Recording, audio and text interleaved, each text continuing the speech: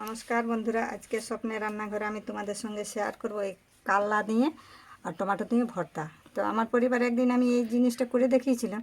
তো আমার পরিবারের লোকজন খেয়ে দেখে বলল যে বাহ, ভর্তাটা তো দারুণ হয়েছে, আরেকদিন করো। তাই আমি আজকে ভাবলাম আমি তোমাদের সঙ্গে ভর্তাটা শেয়ার করি। তো এই যেভাবে আমি কাল্লাটা কেটে নেব, এইভাবে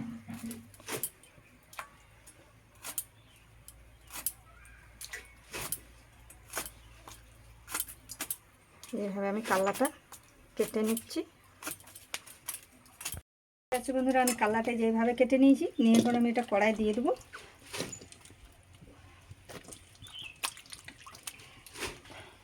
এখন আমি টমেটোটা কেটে কেটে দিয়ে দেবো।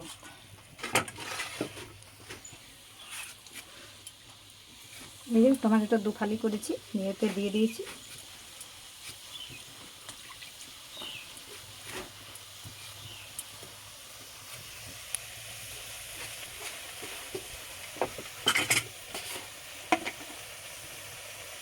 এই আমি একটু নুন নিয়ে দিলাম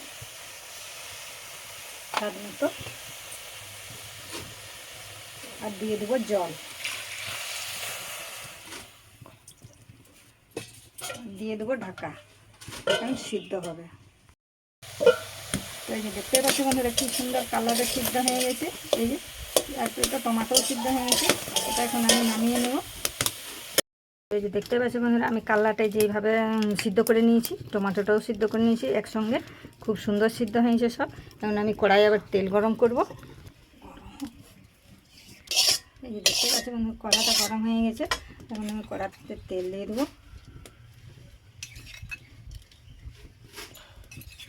3 চামচ মতো তেল দিয়ে দিলাম।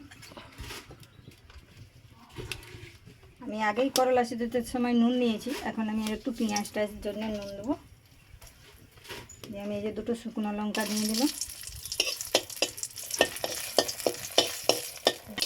তো এই যে লঙ্কাটা আমি ভেজে নিয়েছি, লঙ্কাটা আমি ভাজা হয়ে গেছে, এটা আমি তুলে নেব। আমি আবার একটু তেল দেবো।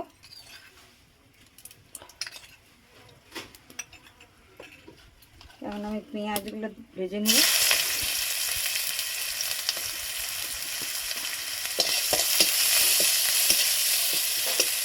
তার সঙ্গে দিয়ে দেবো একটা কারি পাতা,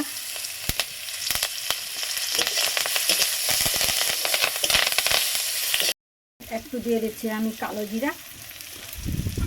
কালো জিরাটাকে আমি একটু পরে দিলাম, কারণ কালো জিরাটা বেশি ভাজা হয়ে গেলে পিতা লাগবে। এই যে দেখতে গেছে সব পেঁয়াজ, কারি পাতা, কালো জিরা সব ভাজা হয়ে গেছে। এখন এটাকে আমি নামিয়ে নেব। এই যে দেখতে পাচ্ছি বন্ধুরা, সব এই লাল লাল করে আমি ভেজে নিয়েছি। এখন আমি কাল্লা আর টমেটো সিদ্ধ করাটা এটা দিয়ে দেবো। এটাকে ভালোভাবে আমি একটু ভেজে নেব।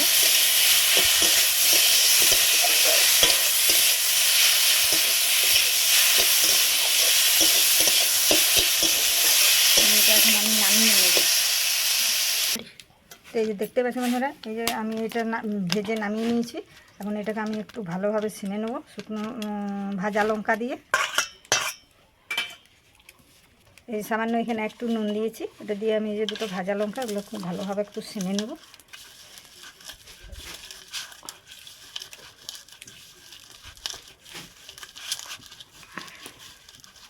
ভাজা লঙ্কাটা আমি চারদিকে ছড়িয়ে দেবো।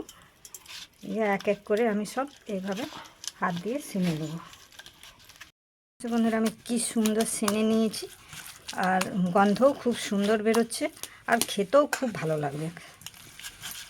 দেখতে পাচ্ছি বন্ধুরা, এখন আমি এটাতে আমি একটু কাঁচা লঙ্কা আর একটু পেঁয়াজ কুচি উপর থেকে ছড়িয়ে দেবো, আর কাঁচা লঙ্কা দিয়ে কি সুন্দর খেতে লাগবে। চাইলে তোমরাও এভাবে করে খেতে পারো। আর যদি আমার এই কাল্লা ভর্তাটা ভালো লেগে থাকে, তাহলে একটা লাইক, একটা সাবস্ক্রাইব করে দেবে।